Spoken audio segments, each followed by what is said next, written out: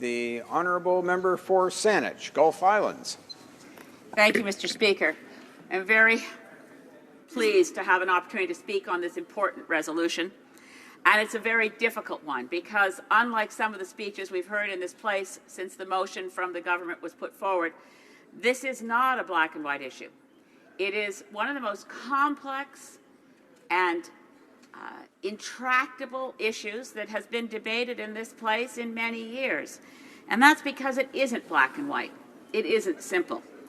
I want to start, though, by paying tribute to a veteran, lives in Vancouver Island, lives in Nanaimo, Captain Trevor Green. And I've been inspired by him and his example. He is, as I think many in this place will remember, the Canadian soldier who in Afghanistan was attacked from behind as he'd taken off his helmet as a sign of respect to those people with whom he was meeting, Afghani villagers, and was attacked with an axe. He remains struggling with the physical impacts of that attack. His brain is as sharp as attack, but his body doesn't always cooperate, and he's mostly in a wheelchair as he learns to walk again. But I've heard him speak publicly of how when he took the Canadian uniform and planned his career in our armed forces, he most wanted to wear the blue beret. He most wanted to be a peacekeeper. And I read in the speech from the throne that this current government intends to return Canada to its peacekeeping role. And I want to apply that kind of lens, those things that a young Trevor Green wanted to see his country doing, for which he was prepared to risk his life, for Canada and for peace and for the peoples of the world. This mission is one that is intractable because it is so very difficult to figure out whose side should we be on. When it's described solely as a war against terrorism or a mission to get rid of the group Daesh, I don't like to call them Islamic State. I know that's the resolution refers to ISIS and ISIL. I don't like to convey any sense that they have any legitimate claim to statehood. But let's talk of Daesh. If this is a conflict solely directed at Daesh, then we've missed out all the complicated bits that make this so hard. This is a sectarian conflict. This is a Sunni-Shia religious war within which there are multiple proxy wars with superpowers all over the place moving in and out of the region to their own advantage. Superpowers and also other neighbors in the region, for good or for ill. So we have essentially a civil war in Syria. The speech from the honourable leader of the official opposition made it sound as though it was simple. We have this group of horrific actors, a horrific army, a death cult, Daesh. I agree. A death cult. But to listen to the official opposition, they maraud at will, and there's no context. There's no history. There's no understanding that this group wouldn't exist at all, except that the U.S. waged an illegitimate and illegal war in Iraq, which gave rise to the creation of this group, literally, physically gave rise to their creation. The people who founded Daesh met in a prisoner camp run by the U.S. Army. They met there. They organized there. They saw their radicalization in what appeared to be the West oppressing the region. We created the Western nations, and thank goodness Canada said no to going into Iraq. Again, the rhetoric in this place around why we should be bombing in Syria or Iraq tends to come with the tagline, Canada always steps up to do our part. Well, when there is a mission that is wrong-headed and contravenes international law, Canada's quite right to stay out of it.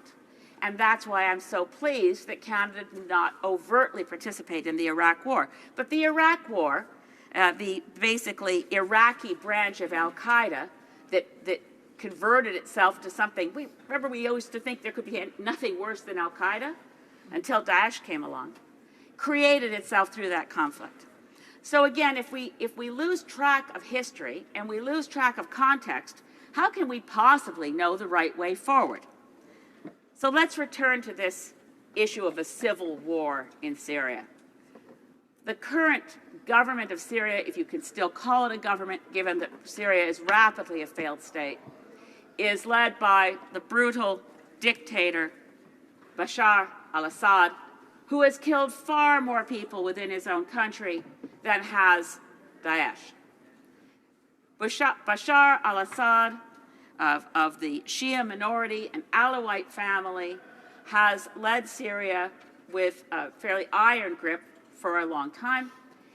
And in this Syrian civil war, Assad is supported by Iran and by Hezbollah and by Russia, while the rebel forces, who initially, I think, and I do take from this, I read a lot of the journalists who've been covering this issue, and I think Terry Glavin, a Victoria, BC area journalist, is right that when this first civil war began in Arab Spring, that a lot of the people opposing Assad were people who deserved to have been supported because they represented an effort for democracy and against Bashar al-Assad.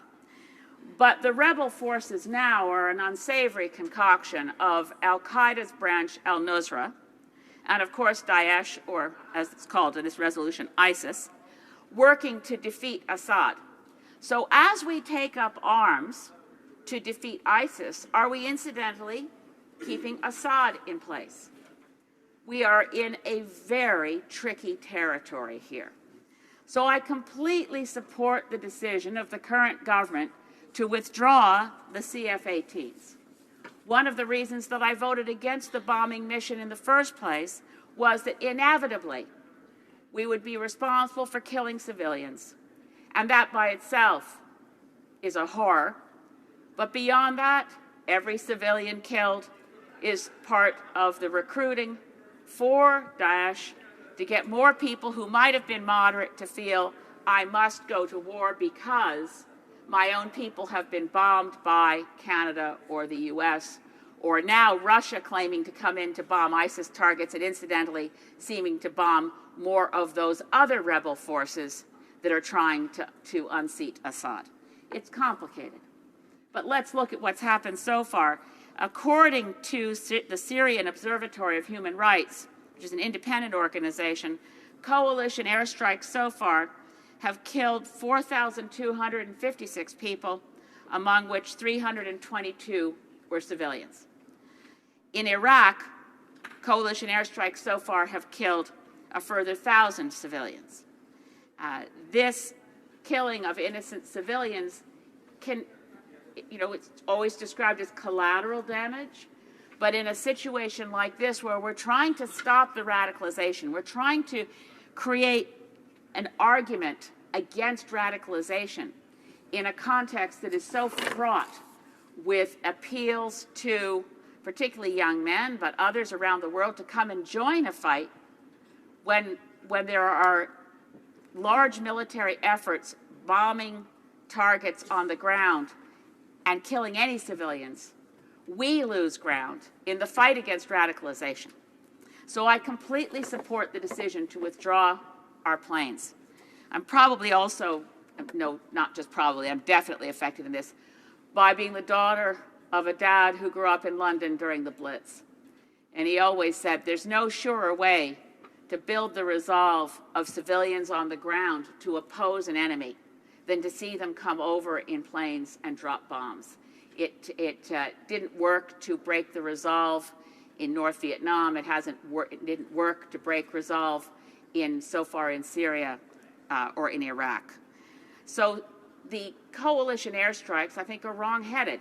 It's a good thing to be out of them. But then I'm puzzled by the Liberal government's insistence that we stay involved in them by providing refueling and reconnaissance missions. I think this muddies the waters.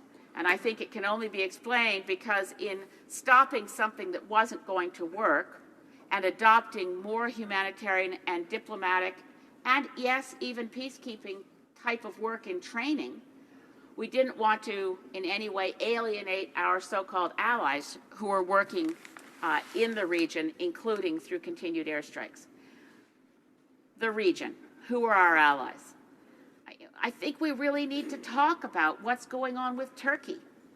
Turkey is more concerned about the growth of Kurdish nationalism than it is with ISIS at its borders. We saw where, as the frontier land along the Turkish-Syrian border was being reclaimed by Kurdish fighters, and where Kurdish fighters were under siege by Daesh fighters, that Turkey held back, didn't go forward. Now, Turkey is ostensibly a NATO ally, yet Turkey has also been accused of aiding, through its intelligence, extremist militants from China making their way across Turkey to join ISIS fighters.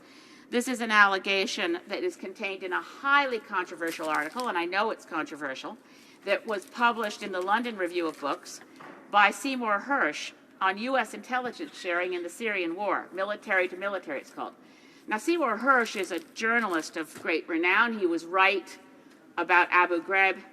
He was right about the My Lai massacre going way back. He may be wrong about the central allegation of this article, which is that the Joint Chiefs of Staff of the U.S. military chose to ignore President Obama's central effort to bring down the Assad regime and felt that it was important to protect the Assad regime, so deliberately shared intelligence with other allies in hopes it would reach Assad. Another claim in this article is that U.S. Joint Chiefs of Staff replaced access for the rebel forces against Assad with less sophisticated weaponry, older weaponry, so that the Assad regime would be aided through, basically through neglect. These charges may not be true, but they also point to the enormous complexity of the fight in the region. What of Saudi Arabia? We're still prepared to sell them armored vehicles, despite the evidence that those armored vehicles are used against civilians within Saudi Arabia and in Yemen. But we also have very consistent reports that Saudi Arabia is aiding ISIS. Why? Well, they don't really like the idea of seeing Assad staying in power. So again, these proxy wars continue. All through the region, there's a black market activity in selling black market oil across the border and selling antiquities. When I was discussing the matter with one of the leading journalists in the world on this subject, Robert Fisk, who writes for The Independent, he said he had reliable intelligence that the oil refineries inside Syria that are shipping out black market oil for the benefit of the ISIS coffers was being run with Turks on the inside of the refinery and Turks at the border turning a blind eye to the black market oil. This is surely a place where Canada could play a much stronger role working with allies, particularly along the border. If we're going to have boots on the ground and put ground troops in the area, surely we should be prepared to say, let's make that border with Turkey less porous. Let's make sure we're stopping the flow and the sale of black market oil. Interpol needs to play a stronger role because another place where the millions that fill the coffers of Daesh come from the horrific destruction of antiquities in the region. But before they blow up a temple, Daesh takes out valuable artifacts. And there are apparently art collectors, speculators, billionaires of no conscience who are prepared to buy this black market antiquities. The sale in black market antiquities also funds the horrific activities of Daesh. So again, we have a civil war with no really good options for good guys. Al-Nusra, ISIS versus Hezbollah, Iran, and Russia trying to support Bashar al-Assad. In all of that, I can see why it is that the Minister of Defense and the new government think that the only good guys they can find on the ground are the Kurdish forces. At least one knows the Kurdish forces are not likely to do what other rebel, so-called more moderate rebel groups have done when they've received training and weapons and equipment from the West. Some of those moderate groups have just sold it to ISIS. They can get good coin, and they're not that committed to being against Daesh. We know one thing about the Kurdish forces. They have a real commitment. But their commitment is not solely to getting rid of Daesh. Their commitment is to a Kurdish state. And with Kurdish nationals and a Kurdish dream of nationhood that extends from Iraq to Syria to Turkey to Iran, one can see that our efforts here must be made with great caution, because our allies will not thank us when they find that, having been emboldened by military victories pushing back the horrible Daesh forces, that the Turkish state turns its own guns on the Kurds instead of on ISIS. This is a complicated mess, and I'm not saying it's simple. If there's anything I'm saying today, it's that it's anything but simple, and our debate about it should not pretend it's black and white. One last point about the damage that we've done in other countries. In Iraq, when that illegal war ended and the U.S. installed some puppet governments, they decided to ban from office any members of Saddam Hussein's former Ba'athist party. As a result, there are a lot of people with skills. They know how to run a government, they know how to run an army, and they're not allowed to have a job. We created a group of people who were ready to go to work for Daesh, because Daesh, again, through its black market activities, has money to pay people. I think it's time that we talk to our allies about removing the ban on Ba'athist forces and Ba'athist party members, whether they were part of Saddam Hussein's former government or former army. Lift the ban on them having legitimate jobs in a new Iraq. Stop the flow of people who were not previously radicalized to the Daesh army just because they can pay for them. There is more here than one can possibly scrape the surface of in a 20-minute speech. I'm torn, honestly torn, about how I will vote on this resolution. I support much of what's being proposed. I support the increase in humanitarian assistance. I'm very pleased to see any discussion of diplomacy, because this can't just be about how to get rid of Daesh without a strong focus on how do we bring peace and stability to the region. And if that's not our goal, we're never going to get rid of extremist factions in an ongoing Sunni-Shia war in the context of a civil war, in the context of a brutal dictator like Bashar al-Assad. In an argument with no easy solutions, in an argument with no easy answers, where does Canada stand? There's only one safe place to stand, and that's on international law. Bombing a country which we're not at war is illegal under international law. We shouldn't be in a bombing mission. Helping where we can on the ground makes sense, but we need to do much more in this country to oppose radicalization, and we need not ever, and we must not ever, do things that increase the propaganda value of those who want to recruit youth from any country, anywhere in the world, to come into this sick world of this death cult, thinking that they've gone for some higher moral purpose. Canada can play a significant role in the world. We always did, and I hope we always will. But we should move with great caution. We should be constantly reassessing, what is Turkey doing? What is Saudi Arabia doing? What can we do by working and creating much better diplomatic channels with Russia? The U.S. Secretary of State, in this very inadequate partial ceasefire, could never get anywhere if we didn't establish, and if the U.S. didn't establish, the ability to at least talk with Russia. We need the help of Russia and China and the U.S. together to end the conflict in Syria. We must not allow it to become yet another failed state like Libya. Having gone to bombing missions in Libya, and I was the only member of Parliament in June 2011 to vote against the bombing missions in Libya, but one of the reasons was I simply didn't buy it when our then Minister of Defense said, well, we may not know what will follow Muammar Gaddafi, but we can be sure of one thing: it can't be as bad as Muammar Gaddafi. Well, a failed state in Libya, the rise of ISIS, and all of those warehouses full of armaments in Libya going into the hands of terrorists, I submit, was worse than Muammar Gaddafi. We must find our role in diplomacy. We must work as hard as it is to stop the flow of money to Daesh, and we must ensure that where we ask Canadians to go into as problematic a region as Syria is in the middle of a civil war, that they are adequately protected at all times, that we do everything possible to ensure their safety, and that as they train other forces, we're very, very careful about who we decide are wearing the white hats and the black hats in a war that really doesn't have any good guys. Thank you, Mr. Speaker.